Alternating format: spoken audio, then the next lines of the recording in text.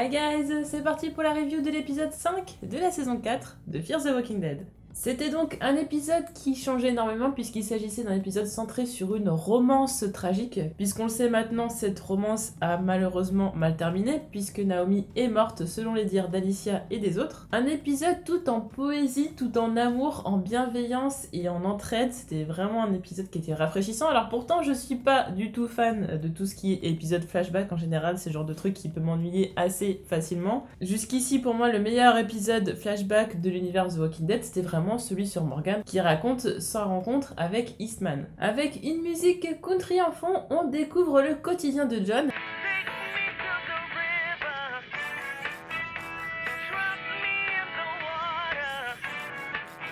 Et en fait, on se rend compte que John a un quotidien très normal depuis l'apocalypse, qui n'est pas du tout habituel, c'est-à-dire que la plupart des gens ont à survivre, ont à se confronter à de nombreuses difficultés, mais John veut conserver l'illusion du quotidien, c'est-à-dire qu'il va avoir son réveil tous les matins alors qu'il va pas travailler. Il n'a pas de réelle raison de se lever à telle heure tous les jours, mais il veut toujours mettre son réveil, préparer son petit déjeuner. Il fait ses courses hebdomadaires à l'épicerie du coin, c'est-à-dire que tous les mardis, il a prévu d'aller faire ses courses à l'épicerie. Sa maison est à l'écart de la ville, mais il va se ravitailler quand même à l'épicerie, et en plus il va pas seulement se ravitailler, mais il va aussi louer des films, et encore une fois, pour conserver cette illusion que tout est normal, il va même mettre son nom sur le registre de location, alors qu'on sait très bien que personne va aller mettre son nom dessus. D'ailleurs, ce qui est assez étonnant, c'est que John préfère aller à l'épicerie tous les mardis et prendre des risques et peut-être rencontrer des rôdeurs sur sa route, plutôt que de piller entièrement l'épicerie, ce que n'importe quel autre habitant aurait fait. Non, lui, il veut absolument y aller. Il tient réellement à conserver son mode de vie d'avant. D'ailleurs, ça me fait énormément penser au film Je suis une légende, puisque Will Smith va se rendre dans un vidéoclub et tout. D'ailleurs, il y a des mannequins et tout ça, et il parle aux mannequins. Et c'est assez similaire à la situation de John, qui va aller louer des DVD, alors qu'il pourrait très bien prendre tous les DVD, qui va même parler tout seul, qui va même jouer au Scrabble avec lui-même. La solitude a l'air de lui peser, mais il en a pris l'habitude. Qui plus est, John jouit d'un énorme confort puisqu'il a une éolienne qui va lui permettre d'avoir l'électricité dont il a besoin. Il a une rivière juste à côté pour pêcher. Et quoi de mieux puisque John s'avère être un excellent pêcheur qui en plus aime pêcher. Il peut aussi cueillir des fruits autour de chez lui. Donc en fait, il a tout ce dont il a besoin. De l'eau potable, de la nourriture. Il a même l'épicerie à côté pour se ravitailler, même pour tout ce qui va être soins ou ce genre de choses. Donc il a pas besoin d'autre chose. Et ce qui est aussi intéressant, c'est que John, depuis l'apocalypse, n'a pas eu à bouger d'endroit. C'est-à-dire qu'il habite là avant l'apocalypse et qu'il est resté là. C'est quand même un luxe que tout le monde ne peut pas se permettre. Néanmoins, cela veut donc dire que John est seul depuis le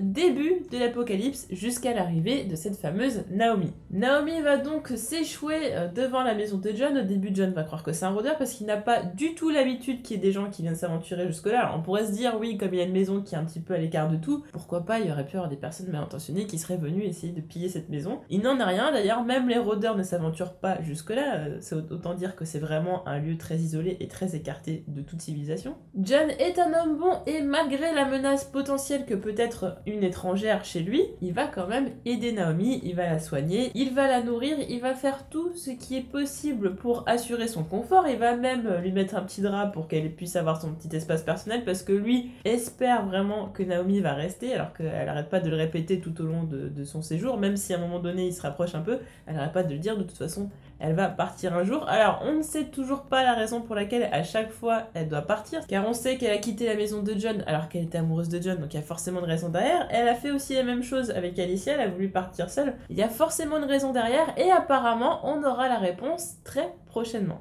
Naomi est au départ très froide, c'est-à-dire qu'elle parle peu, c'est-à-dire si on lui pose une question, elle va répondre, mais d'elle-même, elle ne va pas parler, ce qui donne un petit côté mystérieux et énigmatique au personnage. C'est un peu dommage parce que John est quelqu'un de très gentil, limite, il parle tellement qu'on a l'impression qu'il parle à nouveau tout seul, et même il le dit lui-même, il a plus trop l'habitude de parler à quelqu'un. Du coup, ça donne un petit peu un côté désagréable à Naomi parce qu'on se dit, mais John est extrêmement gentil, pourquoi elle lui fait pas confiance? Sauf qu'on se doute bien qu'il y a des raisons derrière, et notamment on va l'apprendre par la suite. Malgré la bienveillance de John, Naomi va vouloir s'en aller et prendre la voiture de John, alors qu'il pourrait très bien en avoir besoin pour quoi que ce soit. Néanmoins, il va s'avérer que la voiture de John ne peut pas démarrer puisque la batterie est totalement à plat. Et ce qui est assez surprenant, c'est que John, qui se sent extrêmement seul et qui voudrait que Naomi reste, ne l'empêche pas de partir. D'ailleurs, il lui indique où sont les clés, il va juste lui déconseiller de partir, mais ne va l'en empêcher sous aucun prétexte. Naomi se retrouve donc entre guillemets piégée, elle va devoir rester avec John. John en plus est gentil, lui dit de toute façon, voilà, vaut mieux partir avec des vivres et de l'eau, et surtout s'être reposé avant, puisque puisque quand même Naomi est blessée. Elle qui va partir si vite va devoir rester, mais finalement ce sera pour son plus grand bonheur. Premier incident qui arrive, des rôdeurs arrivent un peu plus nombreux que d'habitude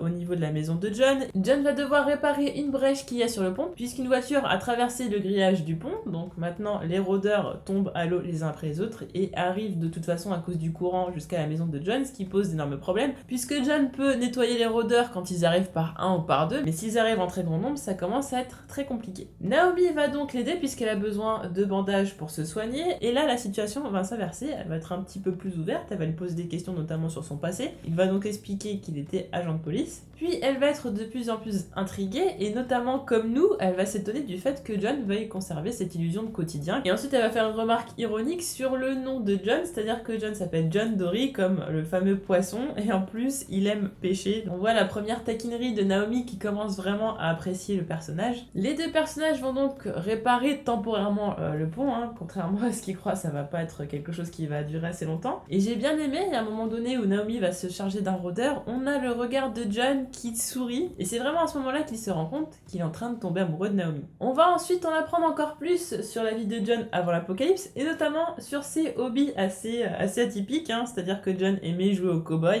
vraiment, pour faire des spectacles western pour les enfants, ce qui n'est pas très étonnant en soi, puisque John c'est quand même quelqu'un de très ouvert, de très joyeux, donc je suis pas étonnée qu'il aime faire des spectacles, pour les enfants, il aime le contact avec les gens, je pense qu'il aime amuser les gens, mais par conséquent, on comprend un peu plus de choses, et notamment son habilité justement à faire tourner les flingues un peu à façon western, son accoutrement très façon western, puisque jouer les cow-boys c'était son hobby. Une autre activité que John a voulu conserver après l'apocalypse, c'est sa petite soirée ciné, c'est-à-dire qu'il se loue un petit DVD à l'épicerie du coin, il se fait des petits pop-corn, ensuite il fait fondre ses petits caramels pour les mettre sur ses pop-corn, il passe une très bonne soirée étant donné qu'il lui, il a l'électricité, il a un lecteur DVD, il a des pop-corn, voilà, c'est comme avant, rien ne change, sauf que cette fois-ci, il va avoir de la compagnie. Naomi d'ailleurs, on le voit, elle est froide et mystérieuse pendant un long moment, mais plus ça va et plus elle voit que John est gentil, qu'elle n'a rien à craindre de lui, et plus elle s'en veut d'avoir un comportement aussi froid envers lui, parce que lui justement est très chaleureux envers elle. Quand elle sort de son lit alors que John fait sa petite soirée cinéma, on sent vraiment qu'elle a envie de lui tenir compagnie, mais qu'elle ose pas, qu'elle veut laisser quand même un petit peu de distance, parce que je pense qu'elle a peur aussi de s'attacher à lui, sachant que de toute façon elle doit partir, mais aussi je pense qu'elle a aussi peur de s'attacher à lui, sachant qu'il pourrait très bien mourir par les temps qui courent. Elle fait donc croire qu'elle s'est levée pour prendre de l'eau, mais on sait très bien pourquoi elle s'est levée, elle va donc tenir compagnie à John, ils vont donc regarder un film tous les deux, et John qui pourtant n'arrivait pas à dormir depuis si longtemps, il le dit lui-même, il dort 1 à 2 heures par nuit, il était quand même un sacré insomniaque, je sais même pas comment il fait pour survivre d'ailleurs. Il s'endort aux côtés de Naomi, peut-être parce qu'il se sent en sécurité, et surtout pour la première fois depuis longtemps, il se sent bien. Je pense que Naomi trouve ça assez mignon, elle trouve ça vraiment touchant que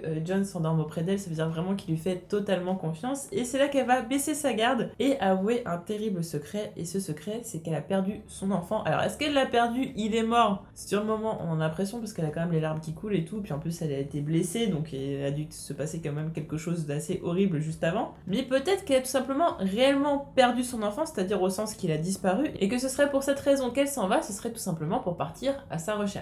À partir du moment où Naomi va faire cette révélation et va donc briser la glace avec John, elle va devenir un peu plus chaleureuse, elle va donc vouloir pêcher avec lui, elle va un petit peu plus discuter avec lui, donc voilà, il va vraiment avoir un échange entre ces deux personnages, une complicité qui va naître de plus en plus, jusqu'à que Naomi, maintenant guérie, dise à John qu'elle doit effectivement partir. John est vraiment déçu, on voit qu'il a les larmes aux yeux parce qu'il s'attendait finalement à ce que la complicité naissante change la vie de Naomi et que finalement elle décide de rester, ce qui n'a pas été le cas. Le problème des rôdeurs étant revenu, il va falloir colmater la brèche mais de façon beaucoup plus efficace. Cependant cette fois-ci ils vont être confrontés à un rôdeur très dangereux qui a en plus une machette à travers l'épaule, en plus qui plus est c'est une vraie machette, on le voit d'ailleurs dans le making of, c'est quand même très très dangereux, et John ne va pas vouloir tirer sur ce rôdeur pour se sauver la vie, d'ailleurs ce qui va rendre complètement hystérique Naomi puisqu'elle ne comprend pas, et tirer dans la tête de ce rôdeur ça aurait été tellement plus facile, mais non, il va faire ça avec son couteau, et là on voit un John qui va péter un plomb complètement puisqu'il va complètement exploser la tête de ce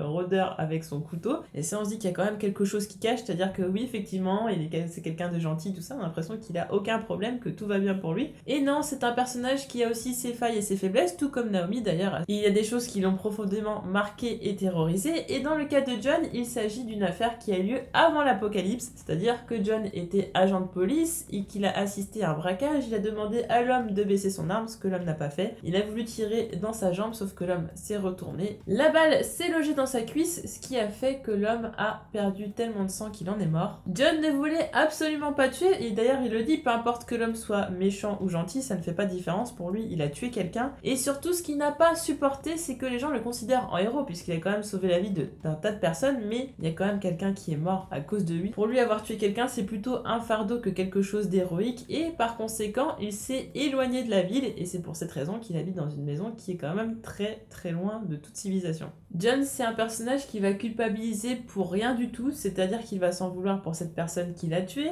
Il va s'en vouloir aussi par la suite, il le dit à Morgan, d'avoir dit à Naomi qu'il l'aimait, parce qu'il a l'impression que c'est la raison pour laquelle elle est partie, alors que ça n'est pas le cas. Au final, John, c'est quelqu'un qui fait tout bien, tout correctement. On n'a absolument rien à lui reprocher parce que c'est quelqu'un de très doux et de bienveillant et d'attentionné, et au final, il va culpabiliser pour des choses qui n'ont pas lieu d'être. Naomi va donc découvrir cette fameuse faille chez John. Ce sont quand même des personnages qui se ressemblent énormément, puisque John était au service de la justice, c'est quelqu'un de très attentionné, et Naomi, elle, était infirmière, donc aussi quelqu'un qui veille au bien-être des gens. Comme elle le dit elle-même, ce n'est pas ce que les gens comptent qui est important, c'est vraiment ce que eux pensent d'eux-mêmes. Et là, en l'occurrence, John, c'est vrai qu'il pense qu'il a fait quelque chose de mal, et même si tout le monde le prend pour un héros, pour lui, ce n'est pas du tout le cas. Naomi, on le voit très rapidement qu'elle tient à John, puisqu'effectivement, lorsque John a quand même failli mourir à cause de ce rôdeur avec la machette, elle était quand même hystérique parce qu'elle tenait vraiment à lui. Autant John, on l'a compris assez vite qu'il tenait à elle, et notamment par le fait qu'il arrêtait pas de sourire, parce que au début, on le voyait pas forcément plus sourire que ça. Et au contact de Naomi, tous les deux justement vont retrouver un petit peu le sourire, et c'est important quand même après l'Apocalypse de penser à des choses positives, d'avoir quelqu'un de positif à côté de soi, et c'est ce qui va manquer énormément à John quand Naomi va partir.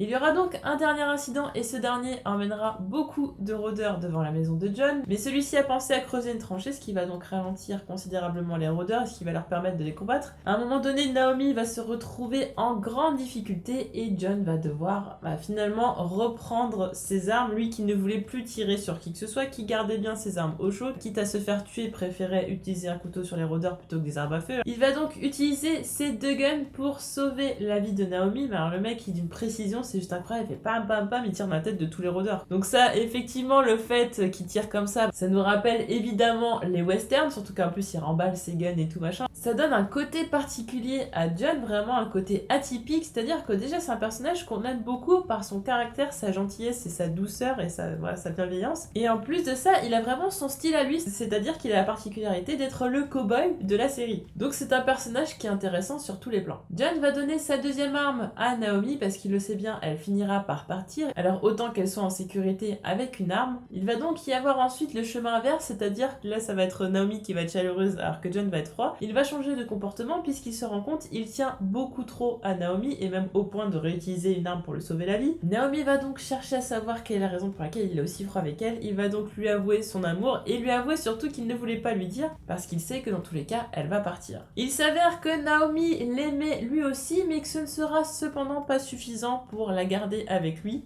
Elle va donc utiliser les lettres de Scrabble pour lui dire qu'elle l'aime aussi et qu'elle est désolée. Et effectivement, il y a forcément une bonne raison pour laquelle elle part, pour laquelle elle quitte cet homme et qu'elle quitte cette vie qui était quand même très confortable. Je veux dire, il n'y a pas de raison de quitter une vie aussi calme après l'apocalypse, c'est quand même un luxe d'avoir tout ça. Néanmoins, on sait que Naomi va faire très attention à elle, puisque John lui a dit qu'il voulait absolument qu'elle reste en vie. D'ailleurs, c'est la raison pour laquelle il veut qu'elle reste à ses côtés. Il la veut en vie, il veut savoir qu'elle va bien, parce que si elle est en vie, alors le monde est en vie pour lui. Elle a fait renaître un espoir en lui, une envie de vivre qui est incroyable. Et Naomi, pour montrer qu'effectivement elle va faire bien attention à elle et qu'elle va faire en sorte de rester en vie, elle prend les boots que lui avait donné John précédemment, quand il lui a dit qu'il y avait des serpents et qu'il vaudrait mieux pour elle qu'elle prenne des bottes pour être plus en sécurité et tout. Donc elle a pris ces bottes là pour effectivement montrer qu'elle allait faire attention à elle et qu'elle allait faire en sorte de rester en vie. À la fin de l'épisode, on se rend compte que ce flashback est en fait le récit que fait John à Morgan, et Morgan est vraiment touché par ce que vient de dire John, parce que déjà il connaissait pas forcément trop le personnage et trop son background, c'est-à-dire qu'il savait qu'effectivement il était à la recherche de quelqu'un, mais il connaissait pas les tenants et aboutissants de tout ça. Morgan est touché de voir qu'il y a encore quand même de l'espoir en ce monde, que tout le monde ne se résume pas à tuer et mourir, et qu'effectivement il y a de belles histoires qui se créent, de beaux liens qui se créent, et par conséquent Morgan, qui est quelqu'un de très humain, qui qui est très altruiste, tout comme Jon, va encore plus s'attacher à ce personnage. D'ailleurs, c'est la raison pour laquelle il lui dit si demain tu fais la même chose que les autres et tu veux penser à tuer et mourir, on va partir par des chemins séparés parce que lui ça n'intéresse pas, entre guillemets, s'il reste avec lui, c'est parce que c'est quelqu'un d'aussi humain que lui et quelque part, voilà, ils se ressemblent énormément. Et je pense que Morgan se dit qu'avec l'aide de Jon, il pourra changer la mentalité de beaucoup de personnes. D'ailleurs, il le dit, on est vivant, on fait partie de ce monde, donc en gros, il faut continuer à vivre de la meilleure façon possible en n'étant pas des animaux, voilà, tout en gardant notre part d'humanité, ce que beaucoup de personnes ont perdu. Et ça, je trouve ça très beau. Voilà. Donc c'est pour ça que le duo Morgan et Jon, alors en plus du fait que voilà, Morgan c'est un pro de l'aïkido et que Jon c'est un pro des armes, le cowboy avec voilà, le mec un peu plus spirituel et tout ça, je trouve ça super intéressant. Autant Jon était déjà naturellement altruiste de naissance, il a toujours été comme ça, autant Morgan est devenu grâce à Eastman. Donc un très bel épisode, très poétique, rafraîchissant, j'ai beaucoup aimé. J'ai vraiment adoré qu'on apprenne plus sur ce personnage qu'est Jon, qui me fascine déjà alors qu'il est arrivé depuis 5 épisodes, quoi. Vraiment, déjà j'adore énormément ce personnage et je suis déjà en train de me dire, mais le jour où il meurt, ça va être un drame pour moi. C'est un personnage fascinant, en plus qui a une histoire terriblement émouvante, et c'est vrai que dans l'univers de The Walking Dead, d'avoir un épisode centré sur une histoire d'amour, ça peut paraître étonnant, ça peut paraître déplacé, et en fait ça s'inscrit très bien dans cette saison. On a besoin de ça un petit peu, pas tout le temps des combats, des gens qui meurent ou autre chose, mais quelque chose de plus profond et de plus touchant. N'hésitez pas à me dire en commentaire ce que vous avez pensé de cet épisode et pourquoi vous l'avez aimé ou pourquoi vous ne l'avez pas aimé. N'hésitez pas à mettre un petit pouce bleu si vous avez aimé cette review. Et on se retrouve très vite pour d'autres vidéos. Salut!